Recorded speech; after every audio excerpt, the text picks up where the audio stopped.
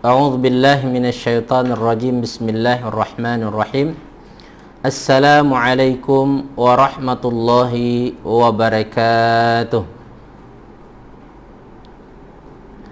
Alhamdulillahi rabbil alamin, wassalatu wassalamu ala rasulillahil amin wa ala alihi wa sahbihi wa man iktada bihadi ila yaumiddin. Allahumma ya Fattah, Allahumma ya Alim, Allahumma ya Khabir, Allahumma ya Mubdi, Allahumma ya Mu'id. Allahumma aftah alaina futuhal arifin, waftah alaina hikmataka, wanshur alaina min khazaini rahmatika ya arhamar rahimin. Allahumma arhamna bil Qur'an waj'alhu lana imaman wa nuran wa hudan wa rahmah.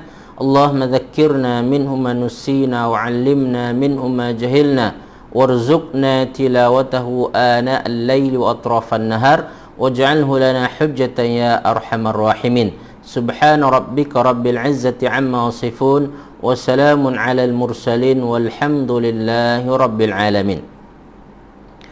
Puji syukur kita kehadirat Allah Subhanahu wa taala atas pelbagai limpahan rahmat dan karunia pada kita semua.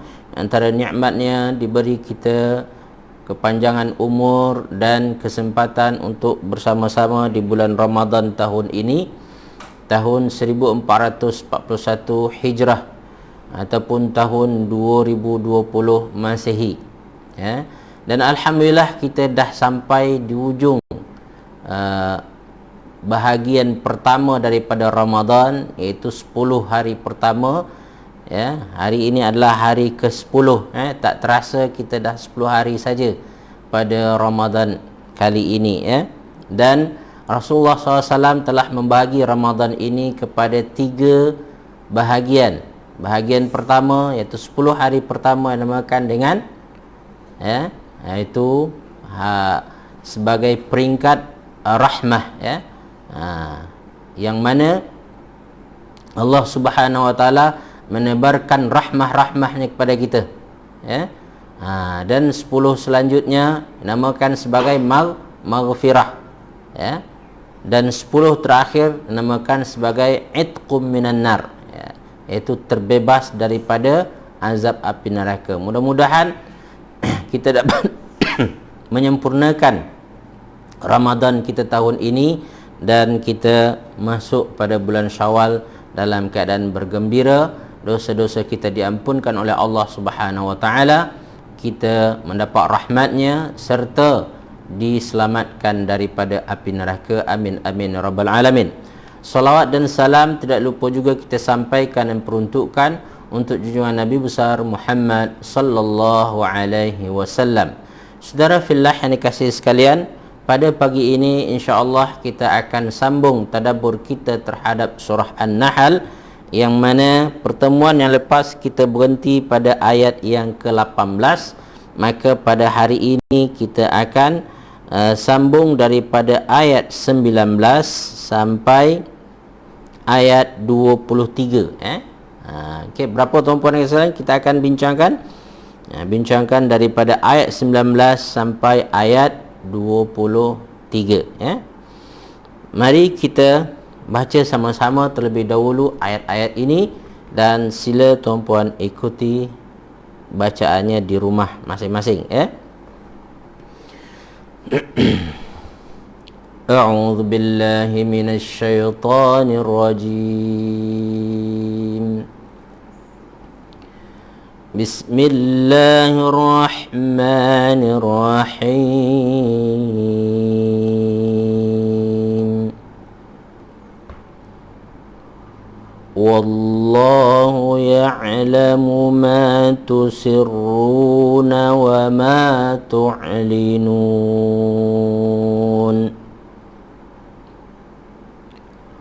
والذين يدعون من دون الله لا يخلقون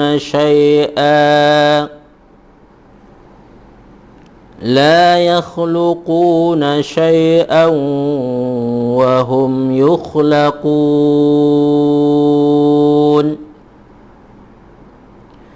أموات غير أحياء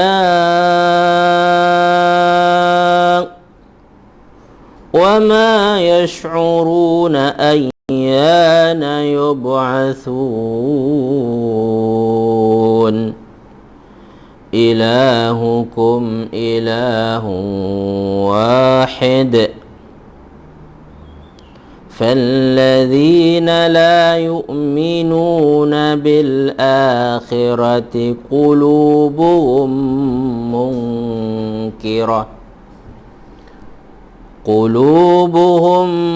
منكرة وهم مستكبرون لا جرم أن الله يعلم ما يسرون وما يعلنون إنه لا يحب المستكبرين صدق الله العظيم. Dengan menyebut nama Allah yang Maha Pemurah lagi Maha Penyayang. Dan Allah mengetahui apa yang kamu rahasiakan dan apa yang kamu lahirkan. Dan berhala-berhala yang mereka seru selain Allah itu tidak dapat membuat sesuatu pun, sedangkan berhala-berhala itu sendiri dibuat orang. Berhala-berhala itu benda mati, tidak hidup, dan berhala-berhala itu tidak mengetahui bilakah penyembah-penyembahnya dibangkitkan. Tuhan kamu adalah Tuhan yang Maha Esa. Maka orang yang tidak beriman kepada akhirat, hati mereka mengingkari keesaan Allah, dan mereka adalah orang-orang yang sombong. Tidak diragukan lagi bahawa Allah mengetahui apa yang mereka rahasiakan dan apa yang mereka zahirkan. Sesungguhnya Dia tidak menyukai orang-orang yang sombong. Maha benar Allah ke atas firman-firman-Nya. Saudara fillah yang dikasihi sekalian, dari segi tafsir ayat yang kita baca ini, Allah menerangkan tentang dirinya. Sebagaimana kita bincangkan sebelum ini, apabila Allah menyebutkan tentang nikmat-nikmat-Nya, sebenarnya Ia ingin menjelaskan tentang siapa Dia, yang mana Dia berkuasa untuk menciptakan nikmat-nikmat tersebut dan menganugerahkan kepada kita semua. Maka kita sebagai manusia perlu bersyukur terhadap limpah ruah nikmat yang Allah berikan kepada kita. Kemudian Allah Subhanahu wa taala menjelaskan tentang keluasan ilmunya, yang mana ilmunya mencakupi yang zahir dan yang gaib, yang nampak dan yang tersembunyi. Allah Subhanahu wa taala tahu semua itu.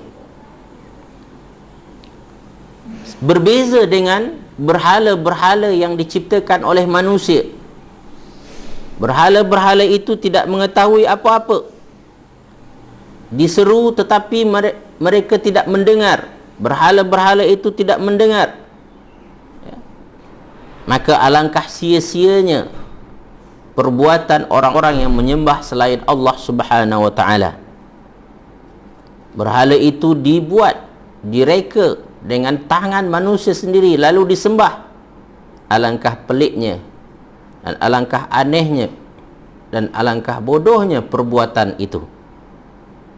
Sebagaimana berhala-berhala itu amwatun ghairu ahya, benda mati.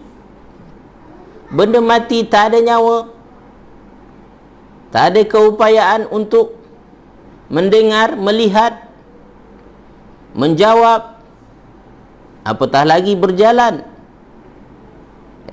Allah Subhanahu wa taala berbeza langsung dengan berhala-berhala tersebut. Sebagaimana berhala-berhala ini tidak mempunyai ilmu apa-apa. Berbeza dengan Allah yang ilmunya maha luas. Sedangkan berhala-berhala ini tidak mengetahui apa-apa. Termasuklah tidak mengetahui bilakah penyembah-penyembahnya ini akan dibangkitkan. Ujung ayat ini sebenarnya ayat perlian, ayat sindiran kepada orang-orang yang menyembah selain Allah Subhanahu wa taala. Betapa berhala-berhala yang mereka sembah itu tidak memberi manfaat dan tidak menghindarkan mudarat daripada mereka. Tak ada gunanya. Ya. Maka oleh itu Allah Subhanahu wa taala mengisbatkan. Arti kata menyatakan Tuhan yang benar macam mana, yang betul kita patut sembah bagaimana. Maka Allah sebut ilahukum ilahun wahid, Tuhan yang patut kamu sembah hanya Tuhan yang satu, iaitu Tuhan Allah Subhanahu wa taala. Ya? Itu sahaja yang dilayak untuk disembah. Ya. Lalu Allah menjelaskan tentang kenapa orang-orang musyrik ini terjumus kepada penyembahan selain Allah ini. Sebagaimana kita ketahui, ayat ini pada asalnya ditujukan kepada orang-orang Quraisy, yang orang-orang Quraisy pernah mewarisi tauhid daripada Ibrahim dan Ismail alaihissalam. Tapi kemudian mereka menyimpang. Bagaimana mereka boleh menyimpang itu? Ya. Maka disebutkan oleh Allah pada ayat tersebut, "Falladzina la yu'minuna bil akhirati qulubuhum munkirah." Yang menyebabkan mereka menyimpang adalah sebab hati mereka bermasalah. Hati yang selalu nak menolak, ya, nak membantah, nak mengingkari. Maka hati tersebut hati yang sudah diblok, sudah tertutup.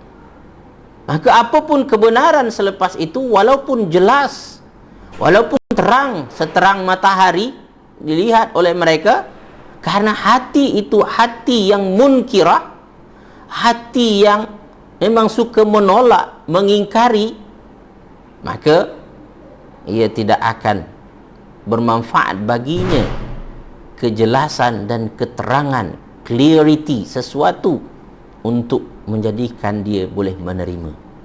Datangkanlah apapun hujah, ada apapun dalil, apapun bukti, kalau memang hati itu hati yang menolak, tak akan terima.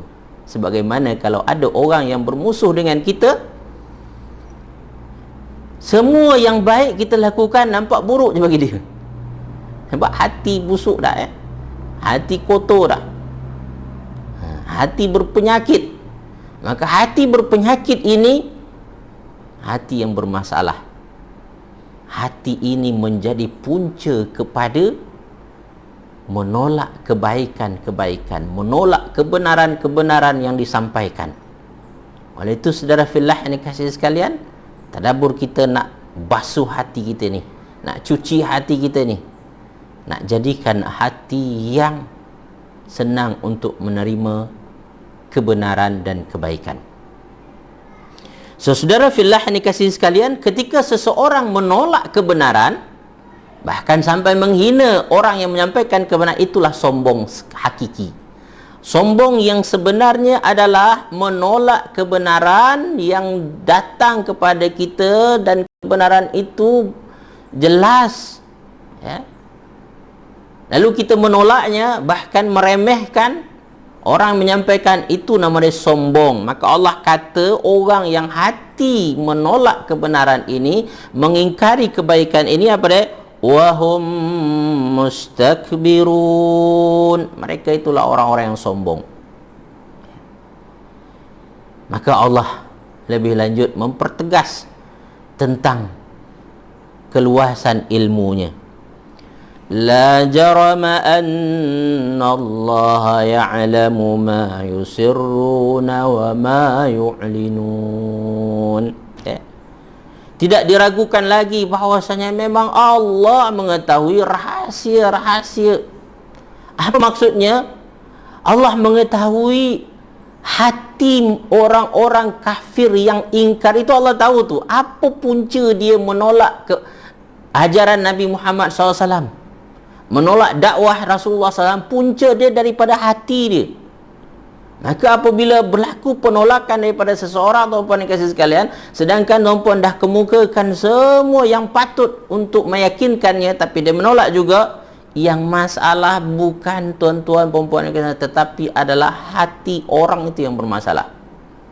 Maka mintalah kepada Allah Subhanahu Wa Taala agar Allah bersihkan hatinya, Allah bagi dia hidayah sehingga dia dapat menerima kebenaran itu. Ya? Jadi Allah tahu isi hati yang menjadi punca kepada masalah mereka. Dan Allah juga tahu apa yang mereka zahirkan. Mereka zahirkan kadang-kadang mereka kata, aku bukan nak menolak. Hati saya bukan tak dapat menerima. Tetapi memang masalah ini tak boleh terima ni. Dia salahkan masalah. Dia salahkan hujah-hujah kita. Hujah-hujah awak ni tak boleh pakai ni. Dia salahkan itu. Sebenarnya hujah-hujah kita sudah jelas. Sudah cukup. Ya? Tapi kenapa ditolak juga? Puncanya daripada hati. Qulubuhum munkirah. Maka Allah sambung lagi. Orang yang macam ni yang Allah benci ni. Apa kata Allah pada hujung tersebut? Innahu la yuhibbul mustakbirin. Sesungguhnya dia, iaitu Allah, tidak menyukai orang-orang yang sombong ini. Orang yang hatinya tidak mahu menerima kebenaran, kebaikan, walaupun sudah ditunjukkan kepadanya, walaupun sudah dijelaskan dengan sejelas-jelasnya kepadanya. Saudara fillah yang dikasihi sekalian, ini tafsiran daripada ayat yang kita baca tadi. Baik, saudara fillah yang dikasihi sekalian, kita akan membincangkan tadabbur dia pula. Ya, saya respon sedikit komen-komen. Alhamdulillah ya, Kak Elia, cuci hati. Betul. Ketahuilah tuan-puan dan puan, semua masalah bermula dengan hati. Ya. Maka hati di dalam Islam merupakan elemen penting yang perlu kita selalu perhatikan, selalu betulkan. Kalau kita rajin memperhatikan tubuh badan kita, kan? Zaman PKP ni, rambut dah mulai panjang, kita perasan kan, kenapa rambut aku dah panjang ni kan? Misai dah, ataupun jambang dah tak terpelihara, kan? Ataupun kita cepat perasan kan, badan aku dah makin besar dah ni, kan? Saiz dah makin besar, tak terasa. Sebab apa? Dah macam ular sawah dah. Lepas makan langsung tidur. Wa a'udzubillah min zalik. Baik, qalbun salim Kak Tasnim, betul. Kak Maria, waalaikumsalam, baru masuk. Rasa di hati menentukan, betul. Puan Kalsum Ahmad. Baik, tuan-tuan puan-puan yang kasih sekalian, itu dari segi tafsiran terhadap ayat yang kita bincangkan tadi, yang kita baca tadi. Baik, saudara fillah yang dikasihi sekalian, tadabbur kita terhadap ayat ini perlu diingat bahwasanya Allah Subhanahu Wa Taala ketika menetapkan sesuatu, ketetapannya itu berlandaskan kepada ilmunya yang luas, ilmunya yang dalam. Maka ilmu Allah Subhanahu Wa Taala bersifat pertama adalah dengan azali. Azali ini apa dia? Bermula dari dulu lagi. Dia tak ada yang nama dia tempoh. Kalau kita kan tahu sesuatu, ini selepas saya belajar, baru saya tahu. Oh, selepas kita kaji baru kita faham, kan? Tapi ilmu Allah Subhanahu wa taala bersifat azali, bermula dari dulu sampai sekarang dan akan datang. Yang kedua, dia bersifat adalah mutlak. Mutlak arti kata adalah ultimate. Tak ada yang membatasi, tak ada yang menghadkannya. Ilmu Allah itu mutlak. Yang ketiga adalah ilmu Allah itu wasi', luas seluas-luasnya. Maka Allah Subhanahu wa taala bersifat dengan ilmunya ini. Karena ilmunya azali, ilmunya mutlak, ilmunya luas, maka dia nampak yang zahir dan dia nampak yang batin. Dia nampak yang, dia tahu yang kita nyatakan, dan dia tahu apa yang kita sembunyikan. Allah Subhanahu wa taala Maha mengetahui. Saudara fillah yang dikasihi sekalian, maka ingat, ketetapan Allah itu dilandaskan kepada ini, kepada ilmu yang seperti ini, bukan ilmu manusia, yang mana ilmu manusia ini ada batasannya, ada masanya, lupa, kan? Allah Subhanahu wa taala tak pernah lupa. Wa ma kana rabbuka mansiyat, dalam ayat surah Taha. Tuhan kamu tak pernah lupa. Allah tahu selalu, ingat. Saudara fillah yang dikasihi sekalian, di antara ilmu Allah itu ada yang ista'tharahu fi nafsihi. Itu ilmu yang Allah Subhanahu wa taala dia pegang untuk diri dia saja, dia tak akan bagi kepada siapa-siapa. Ini nama dia ilmu yang khas untuk Allah Subhanahu wa taala. Dan ada ilmu Allah Subhanahu wa taala yang dia limpahkan, dia berikan kepada makhluknya. Di antaranya diberikan kepada malaikat, diberikan kepada manusia. Dan apa yang diberikan kepada makhluk itu sangat kecil, sangat kecil, sangat sedikit, sehingga Allah Subhanahu wa taala, Rasulullah SAW menjelaskan tentang perumpamaan ilmu manusia seperti dibandingkan ilmu Allah Subhanahu wa taala seperti apa? Seperti kita masukkan jari kita ke dalam laut, lalu kita angkat, maka melekatlah sedikit air itu di jari kita, lalu menitis. Ketahuilah, air yang menitis itulah perumpamaan ilmu kita dengan ilmu Allah Subhanahu wa taala. Bayangkan maha luasnya Allah Subhanahu wa taala. Maka saudara fillah yang dikasihi sekalian, kalau begitu ilmu Allah Subhanahu wa taala, bagaimana kita nak menolak ketentuan dan ketetapannya? Karena ilmu Allah yang luas itu kita yakin kat dia, yakin pada ketentuannya itu, yakin pada ketetapannya itu. Maka mau tak mau, tuan-puan kasih sekalian, kita berserah diri kepadanya. Sebagaimana ada juga yang datang jumpa kepada saya, Ustaz, macam mana ni Ustaz? Saya tak faham lah. Ustaz, tolonglah macam mana pun juga. Saya tak kerti apa-apa. Kalaupun faham sebahagian saja. Tuan-puan kasih sekalian, tuan-puan sering berserah kepada manusia, kan?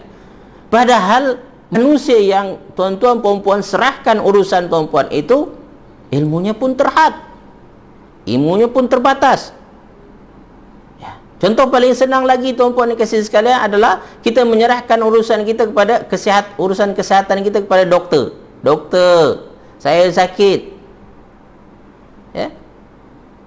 doktor bagilah ubat saya, yang penting saya sembuh. Kan itu kita minta tu, confident. Sehingga apapun yang doktor nak buat pada kita, kita terima je. Tuan-tuan pemirsa kasih sekalian, ilmu Allah yang maha luas ni, sedangkan ilmu doktor itu hanya berapa sangatlah, kan? Tuan-puan boleh confident dengan dia, tuan-puan boleh yakin dengan dia.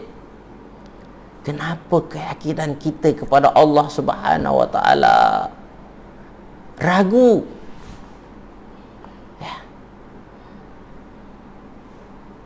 Tidak boleh menerima semua yang dia tentukan dan tetapkan untuk kita.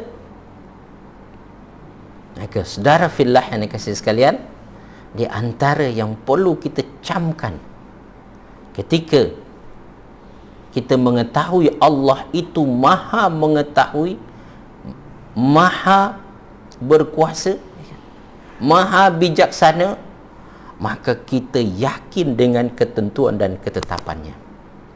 Kita terima dengan hati yang lapang, perasaan yang redha, yakin bahawa inilah solusi terbaik untuk hidup saya, solusi terbaik untuk masalah saya. Pegang elok-elok, saudara fillah yang dikasihi sekalian. Jadi selain Allah Subhanahu wa taala meminta kita untuk menggunakan hidayahnya, memanfaatkan nikmat-nikmat yang telah dia berikan kepada kita, ya, dan nikmat itu nyata dalam hidup kita, nampak, ya. Lalu dia tuntut kita bersyukur kepadanya, dan ketika bersyukur Allah kata apa dia tu? Allah kata ketika kita bersyukur, la azidannakum, aku pasti akan tambahkan, aku pasti akan tambahkan. Maka asyukru itu sama dengan apa? Aziyadah. Ya.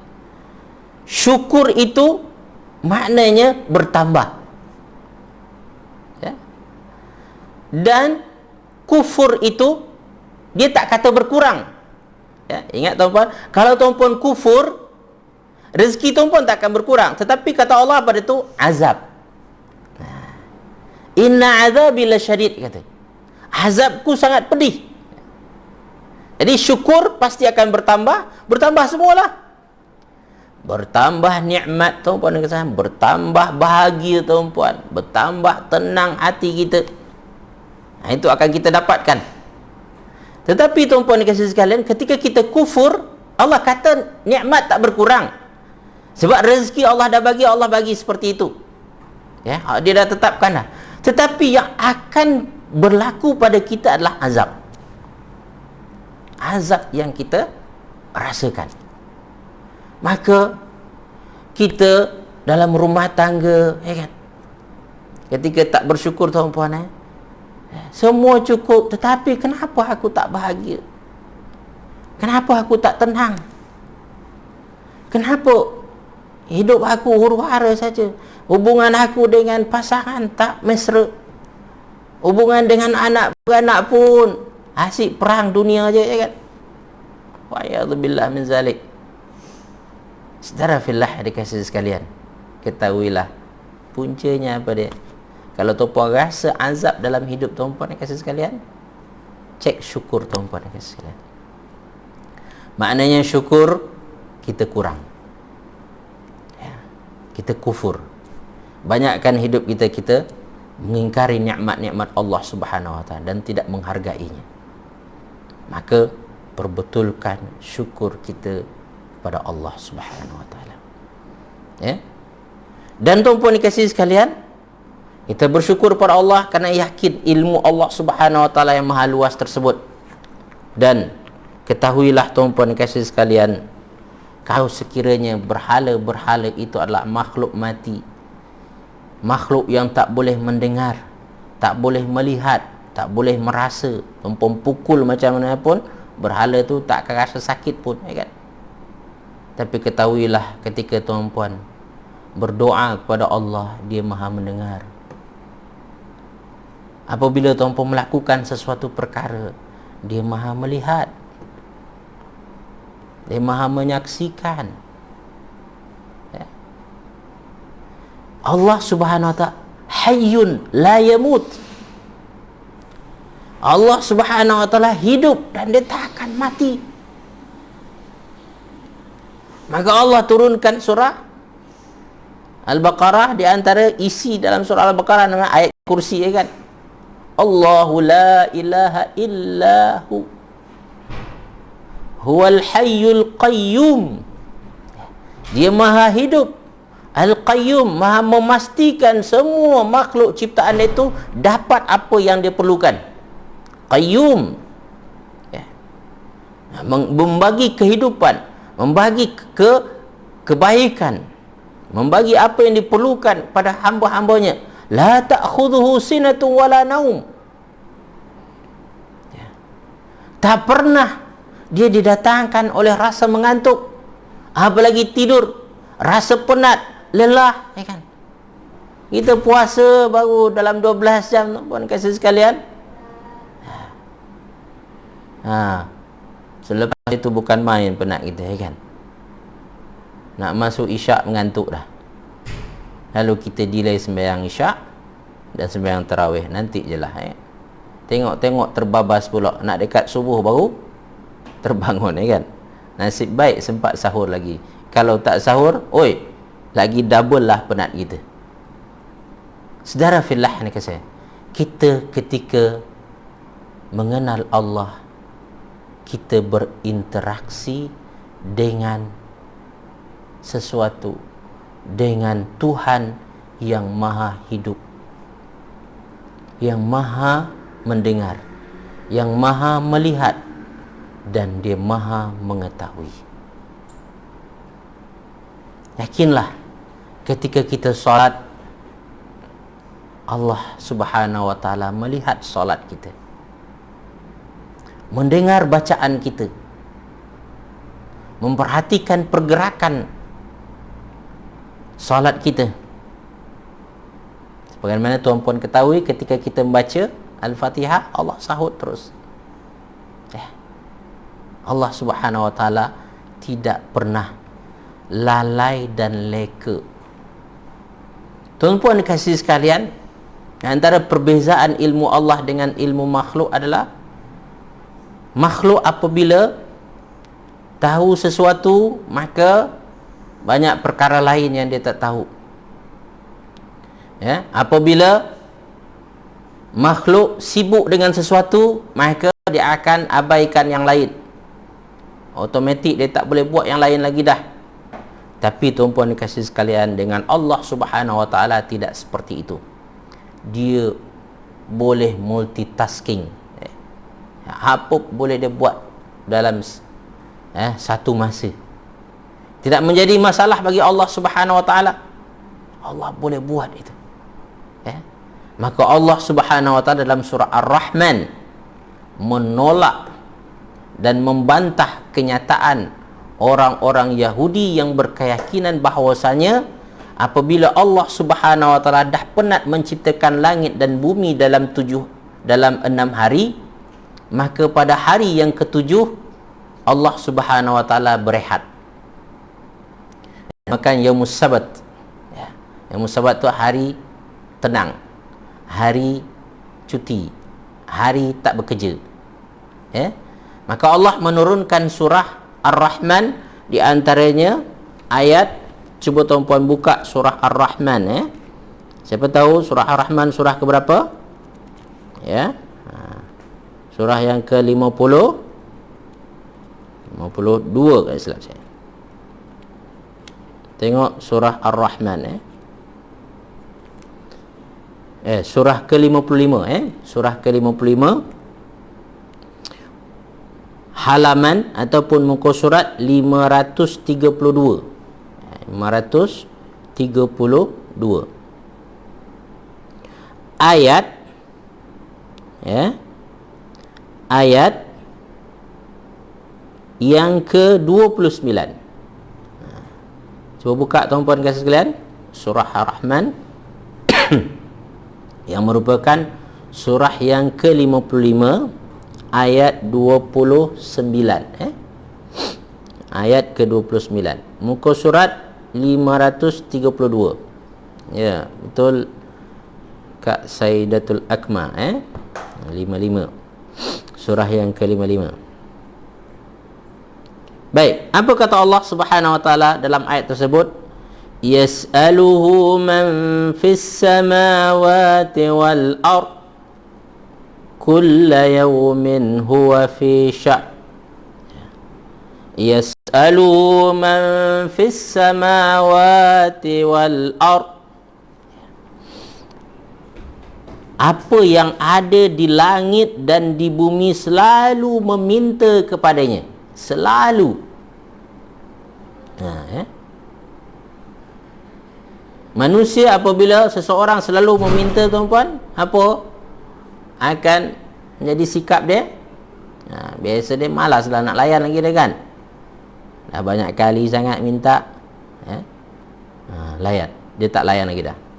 Dia bosan dah tengok muka orang tu. Orang kita cakap apa? Menyampah tengok. Asyik nak minta je. Tapi berbeza dengan Allah Subhanahu wa taala, justru meminta makhluk dia suka. Maka Allah Subhanahu wa taala layan, sehingga Allah berkata dalam ujung ayat tersebut, kulla yawmin huwa fi sya'n. Iaitu setiap hari, setiap masa Allah Subhanahu wa taala sentiasa sibuk, tak pernah rehat. Tak pernah rehat untuk apa? Untuk melayan keinginan dan kehendak manusia. Permohonan dan permintaan manusia, doa-doa manusia diijabah oleh Allah Subhanahu wa taala. Dia tak pernah rehat. Dia selalu ingin mendengar doa tersebut. Menyauk rintihan. So oleh itu saudara fillah yang dikasihi sekalian, bertuhankan dengan Allah, mana bertuhankan dengan sesuatu yang maha hidup, maha mendengar, maha melihat, maha mengijabah, memakbulkan doa kita, maha mengampunkan dosa-dosa kita. Maka kekallah hanya mempertuhankan Allah Subhanahu wa taala, jangan sampai kita mensekutukannya. Jadi saudara fillah yang dikasihi sekalian, ilahukum ilahun wahid. Maka akhirnya nanti kita kena pastikan tauhid kita pada Allah Subhanahu wa taala. Kalau kita faham ini tuan-puan dan dikasihi sekalian, maka kita kepada yang satu itu tu jelas dan nyata. Aku nak yang satu tu. Aku inginkan Allah Subhanahu wa taala. Itu yang ada dalam hati kita. Apabila kita terlintas nak buat sesuatu, teringat dia terus. Sebagaimana tuan-puan dan sekalian, ada orang yang selalu tolong tuan-puan dan sekalian, membantu tuan-puan dalam keadaan senang dan susah, kan? Maka apabila tuan-puan susah, tuan-puan ketika susah apa tuan-puan teringat cepat? Aku nak minta tolong kat dia lah, kan? Ketahuilah tuan-puan dan sekalian, mukmin yang sebenarnya ketika berada dalam kesusahan, berada dalam satu ujian, teringat kepada Allah, sebab dia tahu Allah ni yang maha mengetahui. Allah itu maha membantu, maha menolongnya. Saudara fillah yang dikasihi sekalian, ilahukum ilahu wahid. Yang satu tu saja yang layak untuk kita sembah, yang layak untuk kita agungkan, yang layak untuk kita muliakan. Hati kita mesti cenderung kepada dia, bergantung kepadanya, tidak bergantung pada lain.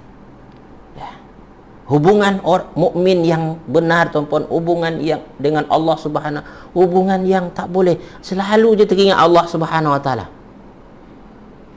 Inilah yang kita maksudkan tuan-puan, yadhkuruna Allah qiyaman wa qu'udan wa ala junubihim. Sentiasa mengingat Allah masa dia berdiri, masa dia duduk dan masa dia berbaring.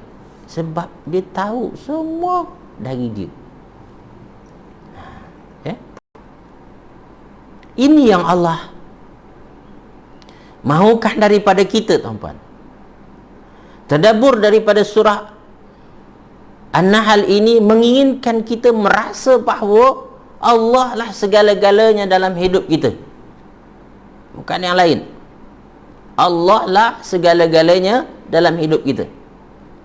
Kalau sudah ada kefahaman itu pada diri tuan-puan, dan dalam praktikal pun tuan-puan selalu teringat Allah Subhanahu Wa Taala, maka sebenarnya tuan-puan sudah berada dalam track yang betul, jalan yang benar, jalan yang lurus yang diinginkan oleh Allah Subhanahu Wa Taala. Dan ketahuilah tuan-puan dikasihi sekalian, ya, rasa syukur, iman, ketenangan, ketenteraman kita diukur oleh apa nanti, tuan-puan? Diukur oleh hati kita. Ya. Kalau kita ada dalam keadaan hati yang tidak tenang, maknanya hati kita sedang ada masalah, sedang ada penyakit tu.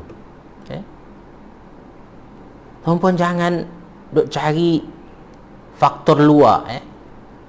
Faktor luar ini selalunya hanya dijadikan asbab oleh Allah Subhanahu Wa Taala untuk kita melihat ke dalam.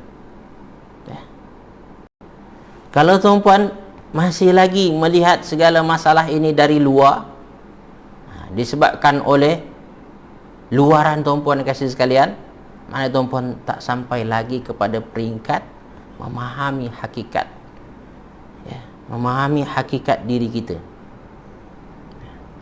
Maka salafus salih dahulu apabila mendapatkan haiwan tunggangannya bermasalah, maka ya, yang dia muhasabah cepat pada ini mesti ada masalah hati atau amalan aku yang tak betul ni, kita. Sebagaimana tuan-puan kasih sekalian, kuda ataupun unta kadang-kadang membaca hati tuan dia yang menunggang itu. Tiba-tiba je melawan ni kan, ketahuilah sebenarnya, ya, kita pun dengan Tuhan kita ada melawan juga. Ya. Anak-anak kita tak dengar cakap kita, degil, ya kan? Muhasabah diri kita. Barangkali kita pun degil, kita pun tak dengar apa yang Allah Subhanahu Wa Taala mahukan daripada kita. Istighfarlah banyak-banyak, ya. Bertaubatlah, ya Allah, ampunkan dosaku, ya Allah, ya. Maafkan kesalahan aku, ya Allah. Maafkan kelekaan, ya, dan kelalaian aku, ya Allah, ya. Tak kepada Allah Subhanahu Wa Taala, ya. Maka luaran, tuan-puan, cerminan pada dalaman kita, ya. Apalagi kalau sekiranya tuan-puan berdampingan dengan orang-orang yang beriman dan beramal. Orang yang beriman dan beramal, ya, kata-katanya kadang-kadang cerminan kepada kita. Ya, hati-hati. Saudara fillah yang dikasihi sekalian, maka Allah Subhanahu Wa Taala mengingatkan, hati orang yang akan mudah rapat dan dekat dengan Allah adalah hati yang bukan mungkirah, bukan hati yang menolak, hati yang sentiasa bersedia untuk menerima. Kalau memang itu kebenaran, saya akan terimanya walaupun, ya, nafsu saya kata tak nak, kan? Jadi kita terima dia dengan hati yang lapang. Sebagaimana ketentuan dan ketetapan Allah Subhanahu Wa Taala datang dari Allah, terima, tak payah tolak. Kita terima. Dengan menerima itu akan memudahkan. Tapi tuan-puan perlu ingat lagi, tuan-puan kasih sekalian, bahawasanya redha, sabar itu amalan hati, ya. Jangan lupa tuan-puan, ketika tuan-puan kata redha, kemudian tuan-puan kata sabar, ya kan, lalu tuan-puan duduk relax je lagi. Tak. Redha menerima ketentuan Allah bukan bermakna kita tidak berbuat sesuatu. Ketahuilah tuan-puan dan kasih sekalian, sebagian ulama mengatakan bahawasanya kita boleh meminta agar ditukarkan takdir kita, ya kan? Berpindah dari satu ketentuan Allah kepada ketentuan Allah yang lain. Sebagaimana Umar bin Khattab ketika berlaku wabak ta'un dekat Syam, dan dia dalam perjalanan ke Syam, dan memang dah tujuannya nak pergi ke Syam, ya kan, tapi karena wabak ta'un maka dia batalkan. Apa dia kata ketika ada sahabat yang komplain, "Wahai Umar, adakah engkau lari daripada ketentuan Allah?" Maka jawapannya adalah, saya lari daripada ketentuan buruk kepada ketentuan baik. Ya. Dari ketetapan buruk kepada ketetapan yang lebih baik. Dari takdir yang buruk kepada takdir yang lebih baik. Maknanya kita boleh menolak, boleh berusaha. Ya. Menolak di sini adalah mencari yang lebih baik. Ya. Tapi hati kita menerima. Apa yang kita terima? Terima bahawasanya berlaku di sini perkara ini. Whatever, ya, saya terima. Ya. So, apa yang perlu saya buat? Saya kena buat ini, buat itu. Buat perubahan. Ya. Bukan mana tuan-puan menerima lalu tuan-puan ikut saja, kan? Dah nak macam mana? Ya. Dah saya dalam situasi ini duduk je lah, ya kan. Terutama tuan-puan kata tiba-tiba tuan-puan termasuk satu tempat yang ada maksiat, ya kan. Dah takdir saya ada di tempat ni, nak macam mana? Dah duduklah, dengar dulu, ya. Ikut je lah dulu, ya kan. Tak boleh tuan-puan. Maknanya itu adalah takdir buruk. Tuan-puan boleh berpindah, menukarnya. Tuan-puan gunakanlah, ya, kuasa memilih yang Allah bagi pada tuan-puan. Allah memberi kita pilihan, sama ada kita nak terus dalam takdir buruk ataukah kita berusaha untuk pindah. Ya. Itu di antara pilihan kita, tuan-puan. Jadi apabila kita ada dalam situasi buruk, tuan-puan, redha kita ataupun sabar kita bukan maknanya kita duduk di sana je atau berada di situasi itu saja. Tidak. Kita perlu berusaha pindah, cari yang lebih baik. Kalau di kawasan tersebut, kawasan yang tuan-puan tinggal sekarang ni tidak membantu tuan-puan untuk taat kepada Allah Subhanahu wa taala, melaksanakan perintah Allah dengan baik, maka tuan-puan kasih sekalian pindah, cari tempat lain. Macam mana ustaz kalau suami sekarang ni tak guna ustaz? Kalau tuan-puan berani, boleh je. Maka dalam Islam syariatkan adanya cerai, kan. Cerai yang betul, tuan-puan kata saya, landasannya ketika kita tidak boleh bersama dalam ketaatan. Ya. Bercerai orang zaman sekarang, tuan-puan kasih sekarang, bukan sebab itu. Cerai orang zaman sekarang adalah sebabkan duniawi. Cerai yang betul adalah apabila kebersamaan itu tidak membawa kita dan menghantar kita kepada keredaan Allah Subhanahu wa taala. Yang dibenarkan. Ya. Tapi kalau sekiranya dengan orang itu perempuan diduga dengan macam duga-dugaan, tapi alhamdulillah dengan dugaan tersebut kita rasa makin dekat dengan Allah Subhanahu wa taala. Tak apalah ustaz, saya nak continue. Silakan. Ya. Tetapi kita merasa makin jauh daripada Allah Subhanahu wa taala, yes, dibenarkan. Yang lain pula. Ya. Sebagaimana kerjaya kita kadang-kadang ada yang melarakan kita, melekakan kita, menjauhkan kita daripada Allah Subhanahu Wa Taala. Kita ada pilihan. Jangan kita kata takdir saya lah kerja kat sini, ya kan? Ketentuan Allah saya kerja kat sini, nak macam mana lagi? Tak boleh. Dalam hal itu kita ada pilihan. Kita boleh berpindah daripada takdir yang tidak berapa sesuai dengan kita kepada takdir yang lebih baik. Dalam arti kata di sini kita ada pilihan di sana. Di sinilah yang kita namakan, tuan-puan, ada takdir yang boleh berubah, ya kan? Siapa ingat lagi dua takdir yang kita bincang di awal? Takdir apa nama dia? Takdir mubram dan takdir muallaq. Apabila takdir mubram, itu memang Allah yang tahu, ya kan, macam mana dia, dan ketentuan Allah. Dan muallaq adalah dia ada condition dan kita boleh mengubah dia, boleh minta Allah Subhanahu Wa Taala alihkan kepada yang lain pula. Dan salah satu yang boleh merubah takdir apa, tuan-puan kasih sekalian? Doa, ya kan? Nabi kata, tuan-puan, berdoalah kepada Allah Subhanahu Wa Taala agar segala yang buruk yang bakal berlaku pada tuan-puan ditukar kepada yang baik. Boleh ke Ustaz? Boleh.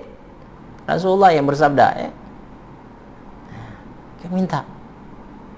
Maka dalam sebuah riwayat dikatakan, tuan-puan kasih sekalian, Umar bin Khattab ada masanya dia tawaf dekat Kaabah dalam keadaan menangis sambil mengulang-ulang satu doa, yang makna doa itu adalah, ya Allah, sekiranya engkau takdirkan aku pada takdir yang buruk, ya Allah, engkau pindahkan dan tukarkanlah aku kepada takdir yang baik untukku, ya Allah. Jadi dia pernah berdoa itu. Dalam surah Ar-Ra'du, dalam tafsir surah Ar-Ra'du dan tadabbur surah Ar-Ra'du, saya ada kongsikan doanya itu. Tuan-tuan, perempuan kasih sekalian, saya ada rekod ataupun rakam kuliah-kuliah tadabbur saya yang lain, ya, dan saya simpan dalam YouTube. Tuan-puan boleh cari channel YouTube kami, iaitu Apkaf Media. Apa dia, tuan-puan? Apkaf Media. Di sana ada perkongsian saya tentang tadabbur, ada tentang hadis pun ada, ataupun isu-isu yang bersifat umum. Tuan-puan boleh tengok kat sana. Salah satunya adalah saya share doa Umar bin Khattab tentang diminta dikeluarkan daripada takdir ini, ya. Kalau tuan-puan ada masa, tuan-puan tengoklah. Kalau tak ada masa, saya cuba ada kesempatan nanti saya akan cuba tulis, saya kongsi dengan tuan-puan. Baik, so saudara fillah yang dikasihi sekalian, hati yang menerima kebenaran, hati yang apabila menampak kebaikan, dia boleh menerima, boleh menghargainya, ya. Maka ini adalah hati yang akan mudah mendapat rahmat Allah Subhanahu Wa Taala. Hati yang mudah Allah Subhanahu Wa Taala bawakan dia kepada kebaikan-kebaikan, kebaikan dunia, kebaikan akhirat. Maka minta selalu, tuan-puan, agar diberi hati yang bersih. Di antara doa untuk membersihkan hati adalah yang diajarkan oleh Rasulullah SAW. Siapa yang tahu? Allahumma ati nafsi taqwaha wa zakkiha anta khairu man zakkaha anta waliyuha wa maulaha. Siapa tahu doa ni? Allahumma ati nafsi taqwaha wa zakkiha anta khairu man zakkaha anta waliyuha wa maulaha. Ya Allah, berikan kepada hati aku ini rasa takwa, lalu engkau sucikanlah dia, kau bersihkanlah dia, engkaulah sebaik-baik yang dapat mensucikan hati, yang membersihkan diriku. Anta waliyuha, engkaulah pelindung hatiku ini. Wa maulaha, dan pemiliknya. Engkau yang boleh melindunginya, yang boleh menjaganya, dan engkau juga lah yang boleh engkaulah yang mempunyainya. Kita tahu Allah Subhanahu Wa Taala Maha berkuasa kepada hati kita, sehingga Rasulullah pun pernah berdoa, ya muqallibal qulub, ya kan, wahai yang membolak-bolakkan hati, tsabbit qalbi ala ta'atik, ya, kukuhkan hati aku agar berada dalam ketaatan. Minta pada Allah Subhanahu Wa Taala. So, saudara fillah yang dikasihi sekalian, ini dia. Maka tadabbur kita mengingatkan kita kepada luasnya ilmu Allah Subhanahu Wa Taala, dalamnya pengetahuan Allah Subhanahu Wa Taala, mutlaknya ketentuan Allah Subhanahu Wa Taala. Maka mau tak mau kita perlu menerima dengan hati yang lapang dan redha, ya. Saudara fillah yang dikasihi sekalian, ulama tazkiyatun nafs, atau namakan juga ulama tasawuf, tuan-puan, menjelaskan bahawa amalan hati ini ada level-level dia, ada peringkat-peringkat dia. Dinamakan juga, tuan-puan, sebagai maqamat. Maqam itu kedudukan, bukan makam kuburan, ada maqam dia, ada level, atau disilahkan dengan station, tuan-puan. Ada station-station yang perlu kita belajar. Dia pergi ke sini, tuan-puan perlu melalui station-station itu dulu. Tak boleh lompat terus je. Dia ada kedudukan-kedudukan yang perlu kita lepasi, dan setiap kedudukan itu ada nama dia ahwal. Ahwal itu keadaan daripada hal. Ada ada sifat-sifat tertentu kalau kita dah sampai level tu. Dan apa yang akan kita dapatkan, kadang-kadang kita juga rasakan pada waktu kita dah sampai level tu. Dia ada beberapa maqamat, ada beberapa peringkat, dalam kajian PhD saya saya tulis pada bab keempat, pendapat tokoh yang saya kaji, iaitu Syekh Ibnu Ajibah nama dia, menjelaskan tentang maqamat, kedudukan jiwa, kedudukan hati seseorang yang perlu dia buat untuk sampai kepada peringkat yang terbaik. Masya Allah, tuan-tuan. Sekarang kita dah 9.34. Masya Allah. Tak terasa kita dah habis masa, tuan-puan dan kasih sekalian. Perkongsian saya tak dapat saya lanjutkan setakat itu dulu mungkin. Okey, saya tengok dulu respon pada tuan-puan dan kasih sekalian. Kak Zarina, tadabbur ustaz yang lain ada di Apkaf Media, ada dekat YouTube, betul. Apkaf Media. Kalau tuan-puan nak tengok, tuan-puan boleh refer pada kuliah-kuliah saya. Memanglah kadang-kadang kuliah yang sudah dirakamkan tak sama dengan live macam ni, kan. Apalagi tak sama dengan kelas face to face, kan. Berhadapan, tak sama. Tapi whatever, kalau sekiranya tuan-puan ada masa, ada kelapangan, tuan-puan boleh merujuk kepada channel YouTube saya, iaitu Apkaf Media, dan di antara dan kuliah-kuliah yang saya sampaikan dalam tadabbur Ramadan ini ada saya keluarkan juga dalam channel tersebut. Kalau sekiranya tuan-puan nak kongsi dengan rakan-rakan, tuan-puan boleh kongsi melalui channel tersebut, lagi mudah. So silakan tuan-puan merujuk ke sana, ya. Baik tuan-puan kasih sekalian, sekali lagi saya mohon maaf, tanpa terasa kita dah habis 1 jam. Mudah-mudahan apa yang saya sampaikan kepada tuan-puan dapat manfaatnya. Tiada maksud bagi saya melainkan adalah berkongsi kebaikan Mudah-mudahan Allah Subhanahu wa taala memberkati dan merahmati kita semua, dan terutama Ramadan ini semua amal kebaikan kita diterima oleh Allah Subhanahu wa taala, makin banyak kebaikan kita insya-Allah. Amin amin ya rabbal alamin. Aqulu qawli hadza wastaghfirullah li wa lakum wa lisairil muslimin wal muslimat fastaghfiruh innahu huwal ghafurur rahim. Assalamualaikum.